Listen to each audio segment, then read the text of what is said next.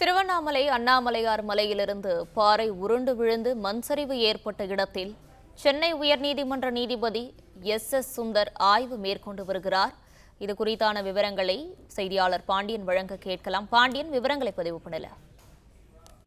வணக்கம். பெஞ்சல் புயல் காரணமாக கடந்த 30ஆம் தேதி முதல் தொடர்ந்து 3 நாட்கள் திருவண்ணாமலை மாவட்டத்தில் கனமழை வெளுத்து வாங்கியது. இதனால் அண்ணாமலையார் மலை மீதிருந்து பாறை உருண்டு மண் சரிவு ஏற்பட்டு மண் சரிவில் சிக்கி 7 நபர்கள் உயிரிழந்தனர்.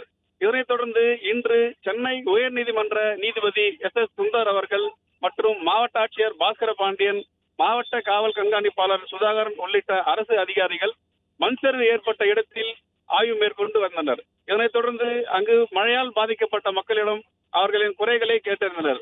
மேலும் பாதிக்கப்பட்ட மக்கள் தங்களுக்கு மாற்று இடம் வழங்கி வீடுகள் கட்டித்தர வேண்டும் எனவும் ஆய்வு செய்ய வந்த அதிகாரிகளிடம் கோரிக்கை வைத்தனர்.